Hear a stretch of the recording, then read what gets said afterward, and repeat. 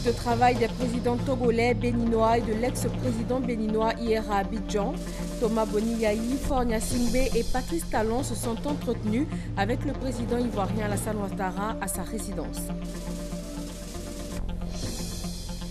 Le FEMUA 2016 s'est ouvert ce matin. Le festival des musiques urbaines d'Anoumambo a été lancé en 2008 par le groupe Magic System et le FEMUA est aujourd'hui un événement culturel de référence en Côte d'Ivoire. La bataille sera très longue selon la présidente du Brésil. Au lendemain de l'approbation de sa procédure de destitution, Dilma Rousseff se dit indignée. Elle refuse de se laisser faire en attendant l'ultime étape du processus, le vote du Sénat. Bonjour à tous, merci de nous rejoindre pour ce nouveau point de l'actualité sur RTI 1. La Commission nationale pour la réconciliation et l'indemnisation des victimes Conarive a remis ce matin son rapport au chef de l'État ivoirien. Après un processus de tri et d'affinage sur plus de 800 000 dossiers, près de 316 954 ont été validés. Les destructions des biens représentent 84,78%, les meurtres et disparitions 6%, les blessures graves 8,45%, les violences basées sur le genre 0,77%. Et tous ces dossiers sont contenus dans un fichier unique consolidé des victimes des crises survenues en Côte d'Ivoire de 1990 à 2011. Nous vous proposons d'écouter le président Alassane Ouattara après réception du rapport. Maintenant, nous avons une liste fiable et un fichier crédible. Je voudrais réitérer toutes mes félicitations, et je dirais même mon admiration pour la grande qualité du rapport qui a été fait. Le travail important, le travail de fourmi que vous avez effectué. Et ceci ne me surprend guère compte tenu de la grande qualité des personnes qui font membre de cette commission. Et je crois que c'est une contribution importante pour la nation, pour tous nos concitoyens. Et je voudrais vous dire ma très grande fierté et vous remercier. La mission a été accomplie avec succès. Le président du Togo et l'ancien président béninois ont quitté Abidjan hier. Faure Gnassingbé et Thomas Boni Yayi ont été raccompagnés à l'aéroport par des membres du gouvernement ivoirien, dont le Premier ministre Daniel Kablan-Duncan. Revenons sur l'arrivée dans la journée d'hier des deux hommes. Faure Gnassingbé a joué le rôle du médiateur entre Thomas Boni Yayi et son successeur Patrice Talon sous l'égide du président ivoirien Alassane Ouattara. Mahamadou Traoré et Abiba Dombele Saoué pour le reportage. Médiation réussie. La rencontre d'Abidjan organisée ce lundi 18 avril par le chef de l'État ivoirien, le président Alassane Ouattara, pour rapprocher le président nouvellement élu du Bénin, Patrice Talon, et son prédécesseur, le président sortant Boni Yayi, a permis de lever la brouille qui subsistait depuis plusieurs mois entre les deux hommes. La rencontre d'Abidjan, qualifiée par son initiateur, le président de la République Alassane Ouattara, de rencontre d'amitié et de fraternité, s'est déroulée à son domicile privé de la Riviera Golfe, en présence aussi du président du Togo, pays voisin et frère du Bénin, Faure Gnassingbé, invité par le chef de l'État ivoirien à apporter son concours à cette médiation. Au terme de cette rencontre, qui a duré en tout près de 5 heures et qui a été ponctuée par un déjeuner, le président Alassane Ouattara pouvait dire « Paris gagné ». Le président Patrice Talon et le sortant Boni Yayi se sont donné l'accolade tout en assurant avoir enterré définitivement leur querelle personnelle pour ne plus voir que l'intérêt du Bénin. Monsieur le Président Alassane, je ne peux que vous confier à Dieu le Père Céleste, accompagné de mon cher frère, le président Faure. Et pourquoi? Parce que nous avons eu ce privilège d'avoir été invités. Le souhait formulé par nos chers présidents Alassane et Faure est de voir le Bénin continuer dans la paix, la stabilité, la sécurité. Ça marche, mais la prospérité. Patrice et moi, nous étions des amis, nous demeurons des amis et nous resterons toujours des amis. Ceci non seulement dans l'intérêt du peuple béninois, mais encore dans l'intérêt de notre sous-région. Non, je voudrais tout simplement remercier le président Ouattara, le président Yassingbe pour leur leadership. Les remercier pour le soutien dont nous avons bénéficié. Pour ma part, je serai fidèle de cet idéal de paix, de démocratie et de bonne convivialité que vous cherchez à promouvoir dans la sous-région. Le président Boni Yayi m'a fait le plaisir de me déclarer son soutien pendant les 5 ans à venir. Je voudrais le rassurer devant l'opinion, notre opinion, que je donnerai le meilleur de moi-même pour garantir à notre pays, aux Béninois, et à toute la sous-région, une bonne ambiance de convivialité, de paix. Et que les intrigues de la compétition politique, c'est cela le mot, n'est-ce pas, Monsieur le Président? Les intrigues de la compétition politique ne prendront pas le pas sur nos responsabilités d'œuvrer pour la paix. À leur tour, les présidents Faure Gnassingbé et le président Alassane Ouattara ont remercié les deux protagonistes pour leur sens élevé de l'intérêt de leur patrie. Je veux d'abord remercier le président Alassane Ouattara pour cette initiative qu'il a prise de nous réunir ici pour discuter avec nos frères, les présidents Yayi Boni et Patrice Talon. Il démontre aussi son souci de voir l'apaisement régner dans tous nos pays. Peut-être que d'autres ne le savent pas, mais ce n'est pas la première fois qu'il prend ce genre d'initiative. Et ensuite, saluer mes deux frères du Bénin, parce qu'ils ont su s'élever après les excès qui sont inhérents à toute compétition électorale. Ils ont su nous démontrer que la perception qu'on pouvait avoir d'une mésentente ou d'une amertume n'avait rien à voir, n'avait plus rien à voir avec la réalité. Et que ce qui compte aujourd'hui, c'est le Bénin et la paix au Bénin. Nos pays sont ensemble membres du Conseil de l'Entente, la plus vieille organisation de l'Afrique de l'Ouest, même du continent africain. Et nous sommes toujours en échange et nous faisons en sorte de travailler à renforcer la coopération entre nos États et bien évidemment entre les populations et les responsables que nous sommes. Et nous n'avions pas eu l'occasion d'être à l'investiture du président Patrice Talon, à qui je voudrais renouveler toutes mes félicitations pour son élection, sa brillante élection, et dire à quel point nous sommes fiers de son parcours, et dire au président Yayi Boni, qui est notre frère, notre ami également, que le Bénin avec Patrice Talon est bien évidemment de bonnes mains. Et nous savons qu'ensemble, ils verront comment travailler pour que la paix et les progrès que nous connaissons au Bénin puissent se renforcer davantage. En tout cas, en ce qui concerne notre doyen, le président de la République togolaise, je voudrais lui dire qu'à chaque fois que nous avons une opportunité de nous revoir, c'est un immense plaisir pour nous, les Ivoiriens. Le président Eyadema, votre père, était également notre père, compagnon du président Félix Houphouët-Boigny. Et donc cette rencontre est une rencontre d'amitié, de fraternité. Une photo de famille a mis fin à cette rencontre qui s'est déroulée dans un climat de convivialité.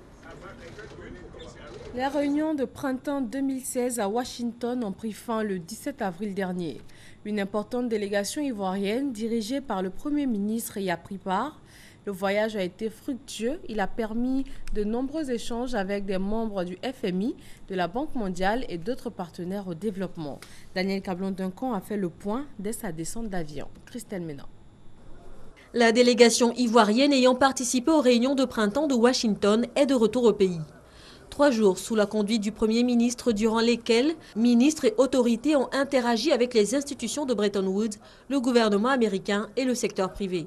À sa descente d'avion, Daniel Kablan-Duncan fait le point de son périple dans la capitale américaine. Il commence par sa rencontre avec le directeur général adjoint du FMI. La grande décision, c'est qu'ils vont venir ici au mois de juin pour commencer les négociations avec la Côte d'Ivoire pour un nouveau programme de 3 ans que la Côte d'Ivoire va conclure avec eux. Et à la demande donc du président de la République, nous avons confirmé que nous souhaitons que ce nouveau programme soit accompagné d'équipements financiers sur la période des 3 ans à venir. Autre rendez-vous, celui avec le groupe de la Banque mondiale. Nous avons rencontré notamment le président Mactar Diop avec son équipe pour essayer donc d'évoquer avec eux les financements qui vont venir sur la Côte d'Ivoire et surtout préparer ce qu'on appelle le prochain groupe consultatif qui va avoir lieu à Paris les 17 et 18 mai prochains et voir aussi un certain nombre de financements nouveaux qu'ils veulent apporter à la Côte d'Ivoire. Les appuis continuent de se signaler. La SFI annonce aussi des financements dans le cadre du partenariat public-privé. Nous avons rencontré notamment le nouveau président exécutif donc, de la SFI, qui est donc favorable à appuyer donc, la Côte d'Ivoire pour le financement donc, notamment des PPP, des BOT, comme le pont Henri Konan-Bédié, pour d'autres projets qui vont avoir lieu. Les prochains échanges avec le gouvernement américain ont été envisagés avec la secrétaire d'État américaine adjointe en charge des affaires africaines. Et là aussi, on sent vraiment que les États-Unis ont vraiment une ligne très claire de prendre la Côte d'Ivoire comme l'un des grands pivots de leur action dans la sous-région ouest-africaine, ce qui a été d'ailleurs corroboré par les rencontres que nous avons eues avec les organisations patronales. Le Premier ministre l'a enfin affirmé, la récente attaque de Grand Bassam est loin de décourager les investisseurs américains. Encore moins ceux du secteur privé réunis au sein de la Chambre de commerce américaine qui compte plus de 3 millions d'adhérents. La 58e réunion de la Commission de l'Organisation mondiale du tourisme pour l'Afrique se prépare. Le secrétaire général de l'organisation a situé les enjeux de cette rencontre internationale. Herman Yamia. C'est ce 19 avril que s'ouvre la 58e réunion de la commission de l'OMT, l'Organisation mondiale du tourisme pour l'Afrique, ici à Abidjan. 30 délégations conduites par 19 ministres africains du tourisme et des responsables de haut niveau, des représentants du tourisme, ainsi que des membres affiliés sont en Côte d'Ivoire pour échanger sur des sujets cruciaux du secteur touristique dans la région. As to the parts of the meeting, en ce qui concerne la réunion elle-même, elle a 3 parties. Premièrement, c'est la commission. La commission va revoir nos programmes. La deuxième partie est plus technique. Elle va se pencher sur les ODD, c'est-à-dire les objectifs de développement durable décrétés par les Nations Unies l'an passé. Ce sera une réunion technique avec beaucoup d'experts, du secteur privé et de nombreuses interventions. La troisième partie, quant à elle, est composée des rencontres bilatérales. Il s'agira aussi à cette 58e réunion de la Commission de l'OMT pour l'Afrique d'un symposium du tourisme durable sur les tendances de production et de consommation durable. Aujourd'hui, le volume d'affaires du secteur touristique égale, voire dépasse, celui des industries pétrolières, agroalimentaires ou automobiles. Le tourisme est désormais un des grands acteurs du commerce international et en même temps, il constitue une des principales sources de revenus de beaucoup de pays en développement. Malheureusement, l'Afrique ne parvient pas à se tailler une bonne part de ce marché malgré les potentialités dont elle dispose. En 2015, sur les 1,118 milliard de touristes enregistrés par l'OMT, la part de l'Afrique est seulement de 5%, soit à peine 50 millions de touristes enregistrés sur le continent. Il s'agira donc, au cours de cette rencontre internationale, de trouver les voies et moyens en vue de dynamiser davantage ce secteur. Le djihadisme ne freinera jamais l'évolution du tourisme ivoirien et africain. Ce sont les propos du secrétaire général de l'Organisation mondiale du tourisme hier lundi à Grand Bassam. Rifai Taleb est venu rendre hommage aux victimes du 13 mars. Il a invité les touristes internationaux à visiter la Côte d'Ivoire, un pays à grande potentialité culturelle et touristique. Doigt de laser. Une gerbe de fleurs déposée sur les lieux du drame à la plage de Grand Bassam. Le secrétaire général de l'Organisation mondiale du tourisme marque ainsi sa solidarité au peuple de Côte d'Ivoire, victime de l'attentat djihadiste le 13 mars dernier. Pour le patron du tourisme mondial, pas question de se laisser intimider par cette barbarie humaine. Donc c'est un grand symbole de solidarité. Nous avons tous les ministres du tourisme qui appartiennent à l'Organisation mondiale du tourisme qui sont réunis ici et ils ont tous demandé à venir ici non seulement rendre hommage aux victimes, mais également à toute la population de Grand Bassam. Le problème, ce n'est pas seulement le problème de la Côte d'Ivoire, c'est un problème mondial. Et nous allons nous faire les ambassadeurs de la Côte d'Ivoire dans le monde entier. Nous savons que l'espoir est là, les gens vont revenir. Selon le ministre ivoirien du Tourisme, la Côte d'Ivoire regorge de potentialités touristiques et le pays ne fléchira pas face à cette attaque terroriste. Dr Taleb Rifai est là aujourd'hui. Le monde saura que la Côte d'Ivoire demeure un pays sûr. Abidjan comme capitale mondiale du tourisme et le message est très fort. Le message est qu'on ne se laissera pas intimider par les terroristes, ni nous ici en Côte d'Ivoire, ni dans les autres pays du monde. Pour assurer le monde entier et montrer qu'elle reste une destination fréquentable, la Côte d'Ivoire abritera du 19 au 21 avril 2016 la 58e rencontre de la Commission de l'Organisation mondiale du tourisme pour l'Afrique, qui va enregistrer la présence de plus de 20 ministres africains du tourisme. C'est donc à partir d'aujourd'hui, mardi. Au moins un mort et 5 blessés lors de mouvements contre les forces étrangères à Kidal, dans le nord du Mali. Des femmes en colère, rejointes par des jeunes, ont pris d'assaut la piste de l'aéroport de la ville pour dénoncer des arrestations arbitraires de civils et de combattants par les militaires français de l'opération Barkhane. Après l'attaque de Grand Bassam et après les conflits internes entre populations, quelle est la situation socio-sécuritaire en Côte d'Ivoire? Décryptage avec le directeur de cabinet adjoint du ministère d'État, ministère de l'Intérieur et de la Sécurité. C'est un reportage signé Gabriel Zani. Des crises internes entre populations à Sufri, à Bouna, en passant par l'attaque terroriste de Grand Bassam qui a fait plusieurs victimes. Autant de situations qui bouleversent la quiétude des Ivoiriens. Mais pour le directeur de cabinet adjoint du ministre de l'Intérieur, il n'y a pas feu en la demeure. D'un point de vue sécuritaire, à part l'acte terroriste, les autres événements sont des événements qui arrivent plus souvent. Je crois que l'attaque de Bassam a créé un sentiment au sein de certaines populations. Et donc, tous les événements qui sont survenus après ont été perçus comme faisant partie d'une suite logique des événements. Des initiatives engagées par le gouvernement via le Conseil national de la sécurité permettent de renforcer la sécurité des personnes et des biens. Chaque fois que la vie d'un seul citoyen ivoirien est ôtée, c'est une inquiétude pour le gouvernement ivoirien. Donc nous prenons tous les cas avec la même gravité et avec le même sérieux. Donc c'est des situations de violence qui arrivent mais qui sont traitées correctement. Un appel est donc lancé pour une bonne collaboration entre les populations et les forces de sécurité. La remontée des informations aujourd'hui est faite par une bonne partie de la population. Le rapport police-population, sécurité-population, gendarmerie-population, armée-population a changé. C'est un rapport de collaboration. Nous voulons que ce rapport soit plus dynamique, plus actif. Mais il s'agit également pour la population de s'investir dans les actes de sensibilisation et d'éducation. Les autorités coutumières, les élus, les autorités administratives ont un rôle important à jouer à la base pour que toutes les petites tensions soient réglées. De 3,6 en 2011, l'indice de sécurité est passé à 1,1 en octobre 2015. Une amélioration rendue possible grâce au renforcement des capacités des forces de défense et de sécurité et la mise à niveau des agents de renseignement. Le gouvernement ne baisse pas pour autant la garde. Les efforts et les initiatives se multiplient pour assurer aux populations un niveau de sécurité qui leur permette de vaquer sereinement à leurs occupations quotidiennes. Dans l'enseignement supérieur, c'est la reprise des cours à l'université Félix Houphouët-Boigny de Cocody depuis hier lundi. Secoués le week-end dernier par des troubles, les choses reprennent finalement timidement sur les campus. Serge Coléa.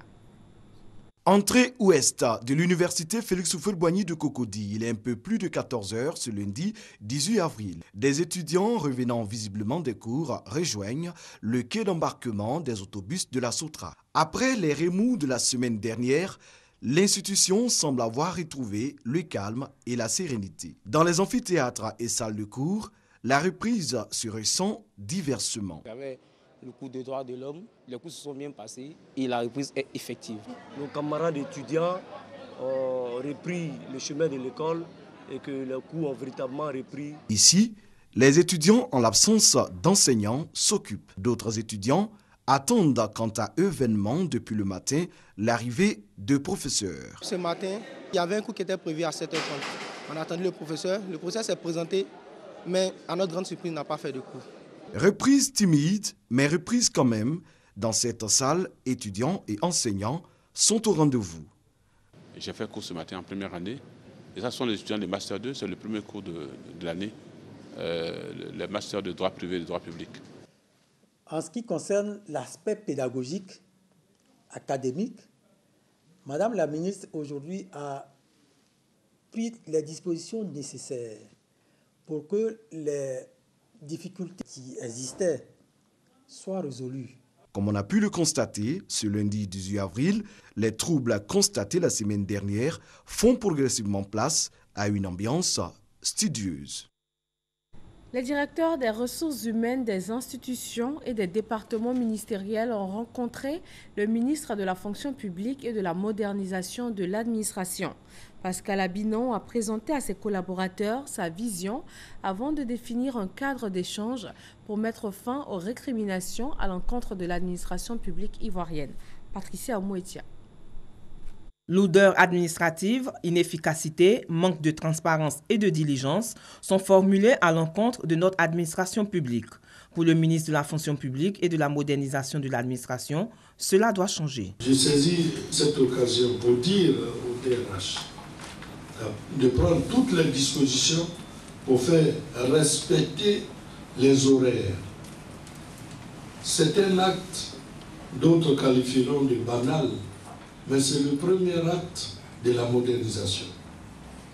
Si les Ivoiriens se rendent compte que les fonctionnaires sont à l'heure au travail et qu'ils sont en train de faire leur travail, ils diront « Ah, il y a quelque chose qui a changé ». Abinon Pascal a également invité les gestionnaires de proximité à travailler en synergie avec le ministère de la fonction publique. Il a indiqué la mise en place de la Commission nationale de la modernisation, qui est une structure de suggestions et de propositions d'idées dans l'avènement de la modernisation de l'administration ivoirienne. Une rencontre qui donne l'occasion au directeur général de la fonction publique d'exhorter les DRH à un traitement équitable et rapide des dossiers des fonctionnaires et agents de l'État. Les gestionnaires de proximité des fonctionnaires ont été également invités à entretenir le dialogue social au sein des institutions et départements ministériels. Le ministre de la Santé et de l'Hygiène publique lance le programme de sécurité sanitaire mondiale. Comment prévenir, détecter ou réagir face aux maladies qui menacent la santé publique? Malika Koulibaly et Franck Dio. Depuis février 2015, la Côte d'Ivoire est éligible au programme de sécurité sanitaire mondiale du gouvernement américain. Un programme qui concerne une trentaine de pays dans le monde. Objectif, permettre à ces pays de mieux prévenir les maladies et pouvoir mener la riposte en cas d'épidémie ou autre menace de santé. Et la priorité est accordée aux maladies telles le virus Ebola, Zika et Lassa, ainsi que le déversement de déchets toxiques. Désormais outillé pour faire face aux menaces de santé publique, le ministère de la Santé et de l'Hygiène publique procède au lancement des activités. Ce programme rassure la Côte d'Ivoire et permet également au gouvernement ivoirien de dire qu'il a eu raison de faire en sorte qu'une des priorités inscrites au PND, c'est l'anticipation, c'est la protection, c'est la sensibilisation et puis c'est surtout grâce à l'avènement de la maladie à virus Ebola dans la sous-région, le fait que nous soyons préparés pour la riposte aux urgences. C'est ça la sécurité sanitaire mondiale. Représentant de l'OMS, Jamila Cabral réaffirme le soutien de l'organisation à la Côte d'Ivoire quant à la prévention aux menaces et autres urgences de santé publique. Un plan d'action est alors recommandé par la tutelle et cela passe par des rencontres entre parties. L'idée est d'éviter à l'avenir tout impact négatif sur la santé des populations. Il y a de cela un mois qu'un feu de brousse a ravagé des maisons du village de Ouattaradougou. C'est dans le département de Dikodougou, zone nord de la Côte d'Ivoire. Le député de la circonscription apporte aux 7 familles sinistrées son soutien matériel et financier. Kader Segodogo. 4 tonnes de riz, 3 motos, 5 vélos, des effets vestimentaires, du matériel agricole, des ustensiles de cuisine et un appui financier constituent le soutien du député de Dikodougou, le général Issa Coulibaly et d'autres cadres du département aux 7 familles sinistrées de Ouattaradougou dans le département de Dikodougou. Les donateurs, représentés par le député suppléant Soro Tiorna. Remerciements du général Issa Coulibaly pour toutes ces actions en faveur du développement et en faveur des actions sociales pour le département de Dikodougou. Il représente pour nous celui qui fédère donc les cadres. Un soutien moral, matériel et financier salué par le sous-préfet de Boron et le porte-parole des populations. Nous le remercions tous à l'appui du chef du quartier ici présent. Les cadres qui sont mobilisés autour de leur leader, le général Issa Coulibaly, pour nous permettre aujourd'hui de venir remettre quelque chose pour soulager cette population. Outre le message de sensibilisation contre les feux de brousse, le député Soro Tiorna et le sous-préfet Abokofi Jérôme ont invité les habitants de Ouattaradougou à entretenir leur cadre de vie et à établir les documents de leurs enfants dès leur naissance. Faut-il le rappeler, il y a de cela un mois, après le passage d'un feu de brousse qui a ravagé leur maison, les familles avaient tout perdu et étaient dans le désarroi. Mission du Conseil Coton Anacarde à Yamsokro, Korogo et Bundiali. Pendant 4 jours, il a été question des résultats du projet de renforcement des capacités des acteurs de la chaîne de valeur de la noix de cajou en Afrique de l'Ouest. Chantal Akanda. Le projet de renforcement des capacités des acteurs de la chaîne de valeur de la noix de cajou en Afrique de l'Ouest a démarré en 2015. Un an après, les résultats sont connus, notamment le développement d'équipements de transformation déjà mis à la disposition des utilisateurs avec l'Institut national polytechnique de Yamoussoukro. La bonne avancée des recherches pour l'amélioration des variétés au CNRA qui vont permettre de disposer bientôt de plus de 200 espèces d'arbres à haut rendement et le renforcement des capacités de plus de 2000 producteurs formés aux bonnes pratiques agricoles. D'une durée de 3 ans, ce projet vise à générer des emplois et à améliorer les revenus des producteurs dans 5 pays, le Ghana, le Bénin, le Sénégal, le Burkina Faso et la Côte d'Ivoire. Ce projet offre 2 grandes opportunités à la Côte d'Ivoire qui en assure la coordination à travers le Conseil Coton Anacarde.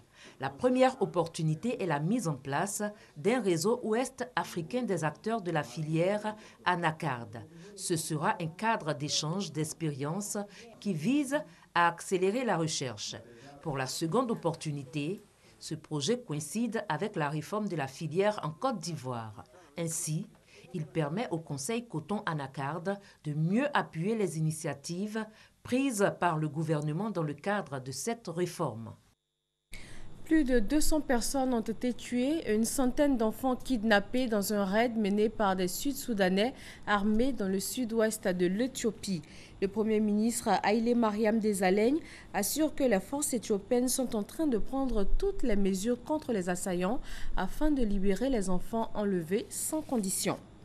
Au Burundi, 345 nouveaux cas de torture et de mauvais traitements ont été recensés dans les lieux de détention. Selon le Haut Commissariat aux droits de l'homme de l'ONU, ces pratiques se généralisent, portant à près de 600 le nombre d'actes documentés depuis le début de la crise. Et dans la plupart des cas, les victimes se voient refuser l'accès aux soins. Au lendemain de l'approbation de sa procédure de destitution, la présidente brésilienne Dilma Rousseff se dit indignée. Elle réaffirme n'avoir commis aucun crime et elle assure que le combat ne fait que commencer. Je suis indignée et sens que je suis victime d'une injustice, car il me traite différemment que les autres présidents. Les actes dont il m'accuse étaient basés sur des recommandations techniques. Je n'en ai pas profité. Je ne suis pas devenu plus riche en faisant cela. Je sors de ceci avec une conscience tranquille, car j'ai pratiqué ces actes qui sont suivis par tous les autres présidents au pouvoir. Contrairement à ce que certains disent, ce n'est pas le début de la fin. Nous sommes au début de la bataille. Une bataille qui sera très longue et lente. Après donc l'approbation de cette procédure de destitution, reste à venir la deuxième et ultime étape du processus, le vote du Sénat pour confirmer ou pas la décision des députés. Retour en Côte d'Ivoire pour terminer en culture. Le festival des musiques urbaines d'Anoumabo FEMUA s'est ouvert ce matin. Le parrain de cette 9e édition, le président Rikonan Bédié, a été fait membre de la génération Nyondo par la chefferie traditionnelle d'Anoumabo. Le festival cette année va évoluer autour du thème jeunesse et développement avec un point d'honneur à l'emploi des jeunes en Côte d'Ivoire. Voilà, merci de nous suivre sur RTI 1. Très bonne journée à tous.